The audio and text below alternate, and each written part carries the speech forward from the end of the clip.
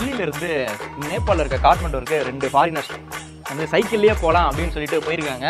எப்படிடா போவீங்க, வழியை புறா தெரியும், எங்கள் கிட்டலாம் கூகுள் மேப் இருக்குது, நாங்கள் வந்து பார்த்து போயிடுவோம் அப்படின்னு சொல்லிட்டு போயிருக்காங்க. கூகுள் மேப் வந்து சார் நீங்கள் அவங்களாம் போகாதீங்க, ஃபஸ்ட்டு உத்தரப்பிரதேசில் வாங்கன்னு சொல்லிட்டு ஒரு 8 போடலான்னு சொல்லிட்டு 8 போட்டிருக்காங்க. காலங்காத்தால வந்து யாரா இவனுங்க விடிஞ்சு முடியாமல் வந்து ஆளு பார்க்க ஒரு மாதிரி இருக்கானுங்களேன்னு சொல்லிட்டு டவுட்டாக எங்கே இருக்க ஆளுங்களாம் வந்து காரில் போனாங்களா? இல்லை சைக்கிளில் போனாங்க தலைவா. சைக்கிளில் போய் ஏன்னா சைக்கிளில் ஏன்னா கேட்டாது போக மாட்டாங்க, மொழி தெரியாது. சரி எங்களுக்கு தான் கூகுள் மேப் தான் வந்து கூகுள் மேப் துணை அப்படின்னு சொல்லிட்டு சைக்கிள்லாம் எழுதிட்டு போவாங்கல்ல, அந்த மாதிரி எழுதிட்டு போயிருக்காங்க. அவங்க வந்து ஆளு பார்க்கறதுக்கு ஒரு மாதிரி இருக்கு அப்படின்னு சொல்லிட்டு இவங்களை தொக்கா பிடிச்சி ஸ்டேஷனில் கொண்டு எந்த ஊரில் பிடிச்சாங்க? அதாவது உத்தரப்பிரதேசத்தில் இருக்கக்கூடிய அவங்களுக்கு யாரை பார்த்தாலும் வித்தியாசமா தான் இருக்கும். அவங்களுடைய வாழ்க்கை முறைக்கு யாரை பார்த்தாலும் கொஞ்சம் வித்தியாசமா தான் இருக்கும். சைக்கிளிங் பண்ணிட்டு வேற இதுக்கு போயிட்டாங்களா? ஆமா, ஒன்னால ரூட் அப்படியே கொஞ்சம் உள்ள சுத்தி காமிச்சிருக்கு. சரி போய் பார்க்கலாமேன்னு பார்த்துட்டாங்க. அங்க வந்து ஆளுக்கெல்லாம் வந்து பதறிட்டாங்க. நீங்க யாரா, நீங்க ஏதாவது திருடகிட வந்திருக்கீங்களா, இல்ல ஏதாவது கொலை பண்ண வந்திருக்கீங்களா, வித்தியாசமா இருக்கீங்களேடா அப்படின்னு. நீங்க ஏதாவது குள்ளாக்கெல்லா போட்டு வந்தாச்சும் நம்மளை கொலை பண்ணிடுவோம். கூகுள் மேப்பை நம்பி ஏமாந்த கூட்டங்களா அது? ஆமா, அவங்க பிடிச்சி ஸ்டேஷன்ல விட்டுருக்காங்க. அப்புறமா ஸ்டேஷன்காரங்க ஏய் நீங்க டூரிஸ்டாடா, முதல்லயே சொல்ல மாட்டியா அப்படின்னு சொல்லிட்டு ஒரு டீஎம் வாங்கி கொடுத்து, அந்த ஊர் மதுரைக்காரங்க மாதிரி நாங்க உங்களுக்கு வழி காட்டுறோம் இங்கிட்டு போ அப்படின்ற மாதிரி வழி. சைக்கிளிங்னா ஒரு 5 கிலோமீட்டர் பண்ணுங்கடா, 30 50 100 கிலோமீட்டர் பண்ணீங்கன்னா இப்படி தாண்டா இருக்கும். அவங்களாம் பேஷனேட்டான ஆளுங்க. சைக்கிள்ல போறது அவங்களுக்கு வாழ்க்கை. வண்டியில போவே வர வர மூச்சு வாங்குது. தலைவா, நீங்க ஏதாவது கூகுள் மேப் நம்பி இந்த மாதிரி எங்கேயா மாட்டிருக்கீங்களா? கூகுள் மேப்பை நம்பி மாற்ற அளவுக்கு நம்ம எங்கிட்ட வெளியே போகிறதில்ல. போனாலும் நமக்கு ஆங்கிலம் வந்து அடிச்சு போக தெரியாது. அதனால கூகுள் மேப்லாம் நம்புறது கிடையாது. நம்ம பழைய காலத்து ஆள் மாதிரி வண்டியை நிப்பாட்டிட்டு லெஃப்ட் பக்கம் கையை போட்டு பெருசு எப்படி போறது அப்படின்னா அவங்க காருக்கு முன்னாடி போய் நின்று வழி காட்டுவாங்க. இந்த ஊர் சைட்லாம் வந்து தாத்தா டோலக்பூருக்கு எப்படி போகணும் அப்படின்னு வழி கேட்பாங்களே, அந்த கும்பலா நீங்க? மாதிரி நிப்பாட்டி வழியை கட்டிட்டு போறது. இப்படியே ஒரு 20 கிலோமீட்டர் போ, அப்புறம் கேளு அப்படிமாங்க. நம்ம ஒரு 15 கிலோமீட்டர் டவுட் வந்துடும். அப்புறம் போற வரவங்களாம் கேட்டு போய்க்கிருப்போம். கூகுள் மேப்ஸை நம்பி எல்லாரும் போங்க. கூகுள் மேப்ஸ் சரியா வழி காட்டும். ஆனா ஒரு நேரம் பக்கத்து ஸ்டேட்டுக்கு கொண்டு போய் விட்டாலும் விட்டுரும். ஓகே, கூகுள் மேப்பை நம்புறது நம்மளோட உள்ளுணர்வை நம்புங்க, நம்ம சுத்தி இருக்க மனுஷங்களை நம்புங்க. நம்ம சாதா டெக்னாலஜியை விடவும். என்னப்பா நீ இப்படி ப்ரோக்ராம் வந்துட்டு உள்ளுணர்வுலாம் என்ன உள்ளுணர்வு கரெக்டா போறோமா தப்பா போறோமா? உள்ளுணர்வு எக்ஸ்ல ஒரு வீட்டுல போய் தட்டி சாப்பிட்டியா பேசணும் தான் தோணுது. அதெல்லாம் செய்ய முடியுமா? உள்ளுணர்வு நம்பி சொல்றது பூரா கேட்டுக்கிட்டு விளங்குமா? சாத்தானின் குணம் வந்துடும். உள்ளுணர்வுலாம் கேட்டீங்கன்னா மேப்பை ஃபாலோ பண்ணுங்க, கூகுள் மேப்பை. சரி, நீங்க எதாவது ஃபாலோ பண்ணுங்க. நான் வந்து மனுஷங்களும் கெட்ட போய் உள்ளுணர்வு தான் ஃபாலோ பண்ணுவீங்களா? சரி, அடுத்த டாபிக் என்னன்னு பாத்தீங்கன்னா, கொரியர்ல வந்து ஒன்னு அனுப்பிச்சு விட்டுருக்காங்க காமக்கோடி அவர்களுக்கு. காமக்கோடி அவர்களுக்கா? குடிப்பா அப்படின்னு. நீங்க குடிப்பா என்னன்னு தெரியல, பாக்குறதுக்கு வந்து அது மாட்டு மூத்திரமா இல்ல வேற எதுவான்னு தெரியல. அவரே விருப்பப்பட்டு தொடர்ந்து உடம்புக்கு நல்லது அப்படின்ற ஒரு கருத்தை மட்டும் வச்சு தொடர்ந்து பேசிட்டு இருக்காங்க. நாங்கள் இந்த நம்ம ஐஐடி டைரக்டர் இருக்காது காமக்கோடி சார், அவர்களுக்கு வந்து இந்த மாட்டு கோமியத்தை ஒரு பார்சல் மூலமாக அனுப்பி எல்லாம் தருவாக பேக் பண்ணி நாங்கள் ஒரு நாள் அவருக்கு பார்சல் அனுப்புகிறோம்னு சொல்லி வந்தோம். அவங்க இந்த லிக்விட் ஐட்டம் அப்படிங்கிறதுனால அது இது பண்ண முடியாது அப்படின்னு சொல்கிறாங்க. காமக்கோடி அவர்கள் மாட்டு கோமியம் மருத்துவ குணம் நிறைந்தது என்று அறிவியலுக்கு பொருந்தாத உண்மைக்கு மாறான பொய்யான செய்திகளை தொடர்ந்து பரப்பி வருகிறார். திராவிட தமிழர் கட்சியின் சார்பில் இந்த மாட்டு கோமியத்தை தபால் மூலம் அனுப்புகிற ஒரு போராட்ட யுத்தியை இன்றைக்கு நாங்கள் முன்னெடுத்திருக்கின்றோம். ஆட்டின் கோமியத்தை கொரியர் மூலமா அனுப்பிச்சு ஒரு தேசிய போராட்டத்தை பண்ணியிருக்காங்க. நீங்க தான் குடிப்பீங்கல்ல, அனுப்பிச்சு விடுறோம் குடிங்க அப்படின்ட்டு 750 ml அப்படின்னு பேப்பர்ல போட்டிருக்காங்க. அப்படியா?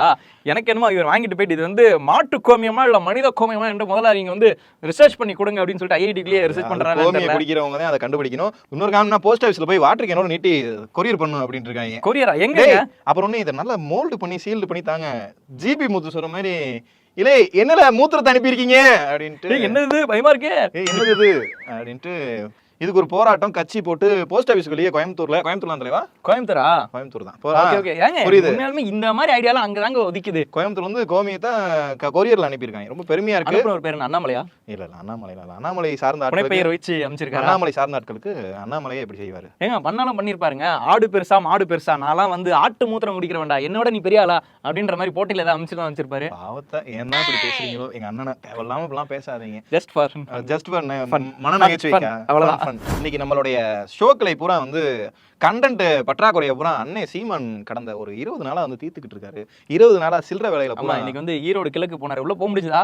உள்ளதான் அங்க இவரு பெரியாரை பற்றி பேசிட்டு உள்ள போனா எப்படி விடுவாங்க அந்த ஊருக்காரங்க? எங்க ஊருக்கார பேசிட்டு நீ எப்படி உள்ள வரலாம்? முதல் கேள்வி அதான். பெரியாரை பேசிட்டு நீ எப்படி ஈரோட்டுக்குள்ள வரலாம்? நீ வந்து வரதுக்கும் ஓட்டு கேட்டுறதுக்கும் உனக்கு என்ன உரிமை இருக்கு? உள்ள காலை வச்ச உடனே சார் என்ன போட்டிருக்கீங்க, ஷூவா கலட்டுங்க, ஒரு காயத்தரங்கன்னு சொல்லி ஒரு ஷூவை கைவ வச்சுட்டு இன்னொரு ஷூவால படுப்புன்னு வச்சாங்க. என்னையவே சித்தரிச்சு என் வாயிலே ஷூ வச்சு அடிப்பீங்க போல. ரைட் இல்ல ஓகே. அது பேசின பேச்சுக்கு இதெல்லாம் நடக்கணும்ல. கீழே வண்டியை சுத்தி ஒரு 15 பேர் நின்று மறிச்சிட்டு தந்தை பெரியாரை பற்றி கேவலமா பேசிக்கொண்டு இந்த மண்ணில் பிரச்சாரம் செய்ய வந்திருக்கிறார். அதை நாங்கள் ஒருபோதும் அனுமதிக்க மாட்டோம். தந்தை பெரியார் தான் தமிழ்நாட்டின் சுயமரியாதை. அவரை பற்றி இங்கே வந்து பேசிட்டு இன்னைக்கு அவரை பற்றி வந்து ஓட்டு கேட்டு ஈரோடு கிழக்கு மக்கள் வராங்க. இந்த கிழக்கு தொகுதி மக்கள் சீமான் கட்சிக்கு வாக்களிக்க கூடாது. வெளியே போடான்றாங்க. இந்த மாதிரி ஒரு முரட்டு கூதல்கள் வந்து ஈரோட்டில் நடந்துகிட்டு இருக்கு.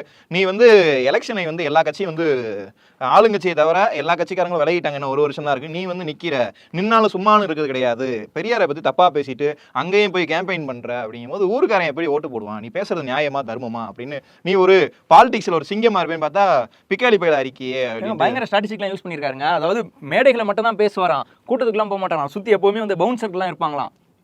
என்ன ஆக போதோ அண்ணன் வந்து கேட்டா வந்து நானே பெரிய பவுன்சர்ரா, அப்புறமா என்னோட ஜூனியர்ஸ் ஆகுங்களா அப்படின்னு சொல்றாரு. 8 வருடம் 7 வருடம் அண்ணனுடைய பேச்சுகள் வந்து காந்த சக்தி இழுக்கிற மாதிரி இருந்துச்சு. இப்ப பார்த்தா கள்ளத்துக்கு இடிக்கிற மாதிரி இருக்கா? ஏன் சாமி இப்படி பண்றீங்க அப்படின்ட்டு எனக்கு இவரெல்லாம் பண்ணது பார்த்தா நீங்க சொன்னா ஞாபகத்துக்கு வருது. சார் நீங்க முதல்ல போயிட்டு படத்தையே எடுங்க, இதெல்லாம் வேணாம் உங்களுக்கு எதுக்கு அப்படின்ற மாதிரி தான் தோணுது. அவர் படம் எடுத்து கிழிச்சதுனாலதான் இவ்வளவு பஞ்சாயத்து. எங்கேயோ போய் புரட்சி எவனையோ எங்கேயோ நைட்டு சாப்பிட்டுட்டு எவனோ புரட்சியை கற்றுக்கிட்டு உங்ககிட்ட இந்த நாட்டை ஆளக்கூடிய அளவுக்கு திறமை இருக்குன்னு எவனாவது சரக்குக்கு ஆசைப்பட்டு சொல்லி இன்னைக்கு அண்ணன் வந்து நாட்டுல முதலமைச்சர் ஆகணும் அப்படின்ட்டு அண்ணன் வந்து ஒரு பெரிய முடிவோட சுத்திக்கிட்டு இருக்காரு. வார்டு கவுன்சிலர் ஆக சொல்லுங்க முதல்ல, அப்புறமா அதெல்லாம் பார்ப்போம். இதுதான் வந்து பெங்களூர் படிப்படியா அப்படி கூட வந்திருக்கலாம். முதல்ல வார்டு கவுன்சிலர் நின்றுக்கலாம், வார்டு கவுன்சிலர் எம்எல்ஏ. அதெல்லாம் வந்து டார்கெட் இல்லைங்க. இவருக்கு வந்து தான் வயிறு நிறையுதா இது அப்படியே சொல்லி சொல்லி காசை வந்து சேர்த்தமா, ஏன்னா ஜெயிச்சுன்னு வச்சுக்கீங்களா அப்புறமா வந்து அதோட லேம்லேட் வந்து கம்மியாயிடும்ல. நான் தோத்துக்கிட்டே தான் இருப்பேன், நான் வந்து வீரத்தமிழ் அப்படின்லாம் வீரவசம் பேச முடியாதுல்ல. புரட்சி புலி, வீர தமிழன் புரட்சி புலி. இவர் இவ்வளவு வாய் பேச்சு பேசுறாருல, இவரே ஒருத்தவங்க வந்து கிளிக்கிறாங்க. ஆமா அவங்க தானே கிளிப்பாங்க.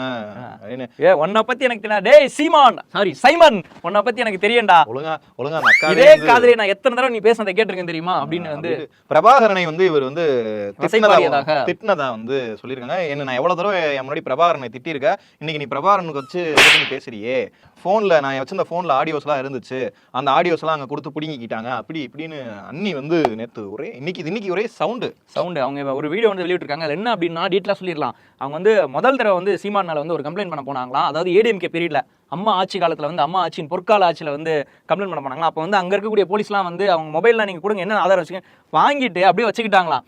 இவங்க என்ன சொல்றாங்கன்னா அந்த போன்ல தாங்க இந்த ஆள் பேசினக்கூடிய ஆடியோலாம் இருக்கு. தலைவர் பிரபாகரன் அவர்கள் அவர் தலைவர் நேத்துக்கிட்ட பிரபாகரன் அவர்களை வந்து மானாவரியா வந்து உருவக்கேலி எல்லாம் பண்ணிருக்காரு.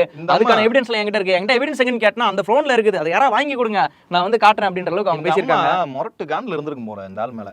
இந்த ஆள் ஃபுல்லா வெறுப்பேத்தனால இவன் பண்ண தவறுகளை பூரா ரெக்கார்டு பண்ண ஆரம்பிச்சு பூரா ரெக்கார்டுகளை வச்சிருக்க போல. அந்த மாதிரி சொல்லுதுல, டேய் நான் போய் சொல்லணுங்க அவசியமே இல்லடா, எனக்கு என்னடா அவசியம் அப்படின்னு சொல்லிட்டு கேஸெல்லாம் வாபஸ் வாங்கிட்டேன். இருந்தாலும் என்னை பெங்களூர்ல என்னுடைய தமிழ் மக்கள் கூட வாழ விடாம பண்ணிட்டியே சீமான் அப்படின்னு பெண்ணியத்துக்காக பேசிட்டு இருக்க நம்ம சீமான் அண்ணன் வந்து நிறைய பெண்கள் வாழ்க்கையில விளையாண்டுட்டு இருக்காரு போல. சரி ரைட்டு, அண்ணி வந்து இப்படி கொந்தளிச்சு ரோட்ல நின்று ஏதாவது பாருங்களேன், இந்த ஆள் தேவையில்லாத வேலை பார்க்கும் போது தேவ தூதி மாதிரி அந்த அண்ணி வந்து வந்துடுறாங்க. டேய் லிமிட்டா இருந்துக்கோ. நேற்று தலைவர் பிரபாகரன் அவர்களோட அண்ணா மகனை சீமான் எவ்வளோ கேவலமாக பேசினார் அப்படின்றது நீங்கள் எல்லாரும் பார்த்துருப்பீங்க.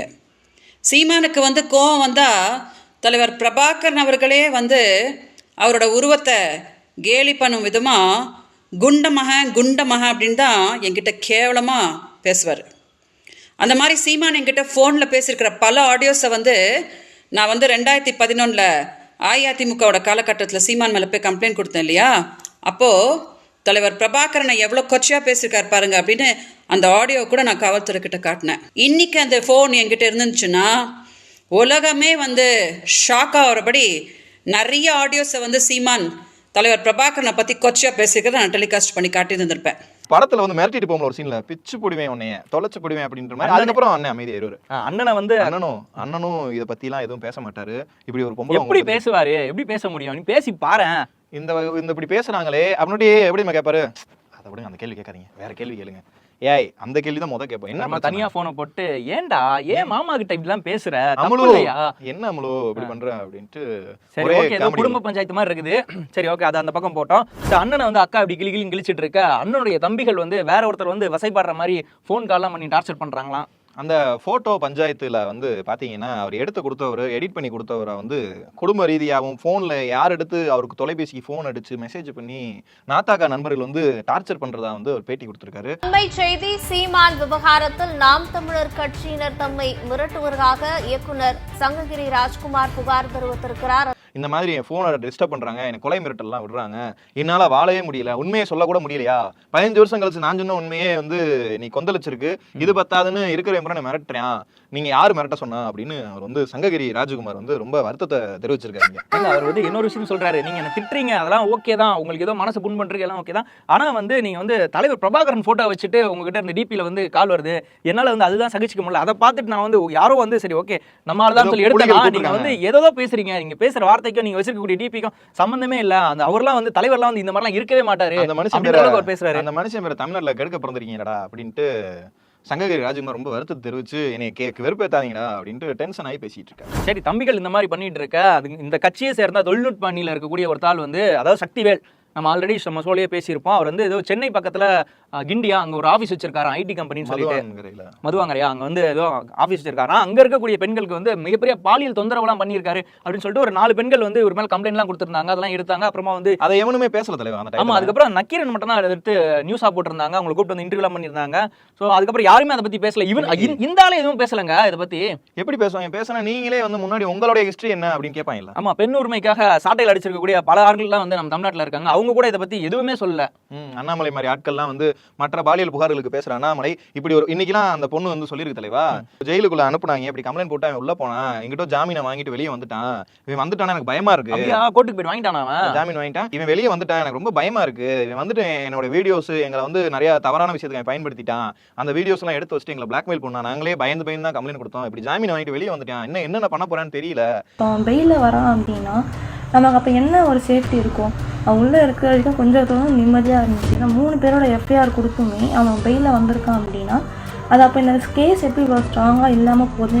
அதனால் வந்து ஆஃபீஸ்லேயே வந்து வீடியோ எடுத்து வச்சுட்டு ஹஸ்பண்டுக்கு அனுப்பிடுவேன் அப்படி இப்படின்னு சொல்லி பயம் காட்டிகிட்டே வந்து இத்தனை நாளாக வந்து மிஸ்யூஸ் பண்ணிவிட்டு எங்களை வந்து ரொம்ப டார்ச்சர் பண்ணியிருக்காரு. இதெல்லாம் வந்து ஏன் அவங்க செல்லுக்கெல்லாம் போகாத, சீமன் மாதிரி ஆட்கள் செல்லுக்கெல்லாம் அதெல்லாம் போகாதா, பார்த்துட்டு அவனை கூப்பிட்டு பேசணும். இல்ல ஒரு இதுல வந்து என் கட்சிக்காரன் இந்த மாதிரி தப்பு பண்ணிட்டான், இனிமே கட்சிக்காரன் தப்பு பண்ண மாட்டான், இல்ல எதையுமே பேச மாட்டாங்க, அவன் சைடு போய் நடக்கிற நியாயத்தை மட்டும் தான் பேசிட்டு இருக்காங்க தவிர இப்படி ஒருத்தன் அவன் வந்து ஒரு முக்கியமான பொறுப்பு தலைவா, அந்த சக்திவேலுங்கிற ஆளு ரொம்ப முக்கியமான பொறுப்பு. இந்த ஆளு இருக்கிற பொம்பளை பிள்ளை பூரா மிரட்டி கேன்வாஸ் பண்ணி மிஸ்யூஸ் எல்லாம் பண்ணிருக்கான், அதை வீடியோ எடுத்து வச்சுட்டு மிரட்டி இருக்கான். அவனோட விருப்பத்துக்கு மட்டும் இல்லாம நீ வந்து எங்களுக்கு இணைஞ்ச அப்படின்னா கட்சியில இருக்கக்கூடிய பல பேர் கூட வந்து நீ வந்து அட்ஜஸ்ட்மெண்ட் பண்ணிக்கணும், அப்படி பண்ணிட்டா உன் லைஃப் வந்து பெட்டரா இருக்கும், உனக்கு வேண்டதை நாங்க எங்க சைடுல இருந்து பண்ணுவோம் அப்படின்லாம் வேற சொல்லியிருக்கான். என்ன இது ஒரு பெரிய விஷயம் தலைவா, இதை பத்தி இந்த அண்ணாமலை எல்லாம் பேசலாம், இந்த சீமான்ட்ட எல்லாம் வந்து இதெல்லாம் கேட்கலாம், மைக்கை வச்சுட்டு கேட்கணும், கொண்டு மீடியாக்காரங்க வந்து கேட்கணும். எல்லாரும் வந்து ஆளுநர் டீ ஃபங்க்ஷன்ல உள்ள போறதுக்கு எப்படி என்ன பண்ணலாம், என்ன கலர் சட்டையை போட்டுக்கலாம் அப்படின்னு டிஸ்கஸ் பண்றாங்களான்னு தெரியல. விஜய் அண்ணா வந்துட்டு இப்ப ஒரு முரட்டு காமெடி பண்ணிட்டு இருக்காரு. ஏண்டா முன்னாலாம் வந்து வீட்டில் வச்சு ஃபோட்டோ வச்சு மாலை போட்டுக்கிட்டு இருந்தாரு, அடுத்து திட்டினாங்கன்னு கொஞ்சம் பெரிய ஃப்ரேமு, அடுத்து திட்டினாங்கன்னு டெக்கரேஷன் பண்ணி பூவெல்லாம் வச்சு தூண்லாம் செட்டப் தூண்லாம் வச்சு போட்டாரு, அதுக்கப்புறம் திட்டினாங்கன்னு வீட்டில் குட்டி குட்டி பெரிய தலைவரோட சிலையெல்லாம் வச்சிட்டாரா, வெளியே போக தேவையில்ல, வந்து டைரக்டா ரைட். அப்போ ஒரு அண்ணனை பார்க்க நம்ம வந்து அவர் வீட்டுக்குள்ள போனா முதல்ல இந்த சிலைகள்லாம் கடந்து தான் போகணும் போல. இப்போ என்ன காமெடினா சிலை ஏதாவது மிஸ் ஆச்சுன்னா கேள்வி வைப்பாங்க, ஏன் இவர் என்ன பெரிய தலைவர் இல்லையாண்டு இருக்கிற பூரா கேள்வி வைப்பாங்க, அப்போ கொண்டு வச்சுக்க போறாங்க மூஞ்சிய, அவர் காயின்ல அவர் போட்டோவே வச்சுக்கிறாரு தேச தலைவர் மாதிரி. ஒரு 50 வருஷம் ஒரு 20 வருஷம் ஆட்சி பண்ணிட்டு இந்த மாதிரி விஜய் முகம் பதித்த காயின் எல்லாம் கொடுத்தா அவரு மனசுக்குள்ளேயே தான் வந்து ஒரு முதலமைச்சர் அப்படின்னு நினைச்சுக்கிட்டு இருக்காருன்னு நினைக்கிறேன். படத்துல வர்றது ரியாலிட்டியில் நடக்காது, கனவு காலையில இருந்துருச்சா தெரிய ஆரம்பிச்சிடும். பாப்போம். அதான் சொல்றேன், ஒரு எலைட் அரசியலே வந்து பண்ணிக்கிட்டு இருக்காரு, பனையூர் வீட்டுக்குள்ளேயே சுத்திட்டு இருக்காரு. அவர் ரோட்ல இறங்குனாருன்னா ஸ்தம்பிச்சிருங்க, பெரிய ஆள் இல்லையாங்க. எங்க கேரவன் மேல இருக்கும்போதே எல்லாரும் வந்து பேப்பர் விட்டு வாயிலே அடிக்கிறாங்க. ஆமா, பூண்டை கொண்டு எரிஞ்சிட்டாங்க போன தடவை, அது சொல்லவே இல்லை, எவனும் வெளியே போடல. சரி ரைட், பரவாயில்லைங்க, எல்லாத்தையும் வாங்கிட்டு சைலண்டா போயிட்டு இருக்காரு. பெரிய கொள்கைகள் பெரிய லட்சியத்தோட இருக்கிற பெரிய பெரிய ஆட்கள் பூரா இந்த மாதிரி தான் அமைதியா இருந்தா தான் சாதிக்க முடியும், நீ வாயே பேசாத வெளியவே போகாத அப்படின்ட்டு. பனையூர் தான் இனிமே வந்து அடுத்து வந்து இவர் வந்து சிஎம் ஆயிட்டாருன்னா தலைமைச் செயலத்தை பனையூர்ல வைங்க, பனையூர்லயே கட்டிடுவார்ல, அப்படி அந்த ஊர் பாஸ் இருக்கு அப்படின்னு மக்கள் கேட்கறாங்க. சரி ஓகே தலைவா, இனிமே ஞாயிற்றுக்கிழமையை கொண்டாடுவோம். ஆமா இல்ல வீக்கெண்ட் வந்துருச்சுல, நீங்க ஆமா அப்படியே எந்தவா இருக்கும் போதே நினைச்சேன் இதுதானா மேட்ரு, நைட் எல்லாம் இன்னைக்கு அப்படின்ட்டு தான் இருக்கணும். இன்னைக்கு ஹாப்பி வைப்ஸ் தான், இன்னைக்கு ஹாப்பி சாட்டர்டே ஹாப்பி சண்டே, எல்லாம் ஜாலியா வைப் பண்ணுங்க, ஜாலியா வைப் பண்ணுங்க. வீடியோ பார்த்து எல்லாரும் வீடியோ பிடிச்சிருந்தா குடிச்சிட்டு போய் ஆக்சிடென்ட் ஆயிராதீங்க. ஓகே, லைக் பண்ணுங்க, கமெண்ட் பண்ணுங்க, ஷேர் பண்ணுங்க, மறக்காம வாய்ஸ் ஆஃப் ஸ்டூடண்ட்ஸ்க்கு சப்ஸ்கிரைப் பண்ணிடுங்க. பாய். நானும் மதுரக்காரன் தான்டா.